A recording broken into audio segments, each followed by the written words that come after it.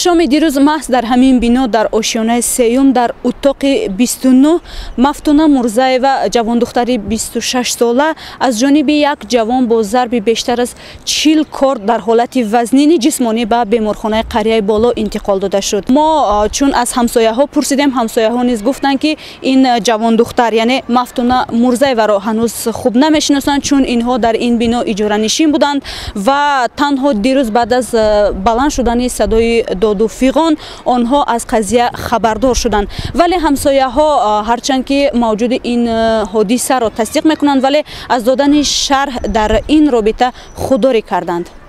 مفتونه مرزایوا دانش آموز بخش اردیناتور دانشگاه طبی تاجیکستان را شام 22 نوامبر با بیش از 45 زخم کارد به کورپوس پنجم بیمارخانه قریه بالا آوردند.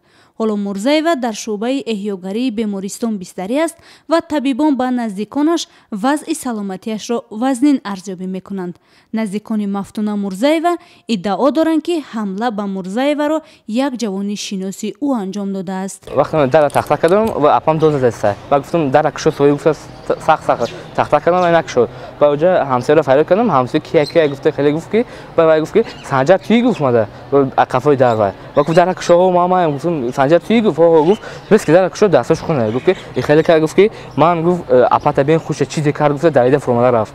اما نزدیکان جوان حملگر با تعجب میگویند آنها از شنیدن این حادثه تا حال به خود نآمدند. آقا جان من شوک سستین دادری من خیلی نبود، بچه نماسون بچه خیلی کلتور نگرامت نه سپورتسمن خیلی باید نمیکرد و اپا و دادر بودن اپا 2 سال در یه جا ایستاده نام نمک چیدگی من نمیدونم خیلی چیدگی من دادر من گفت استموزی.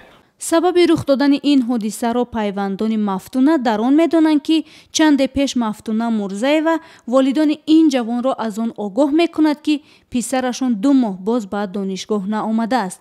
گویا این جوان در نزد خانواده‌اش خود را شرمسار حس کرده دست به این جنایت زده است. در 9 ماه اول سال در تاجیکستان حدود 16700 جنایت از جمله 4126 جنایت سنگین ثبت شده است.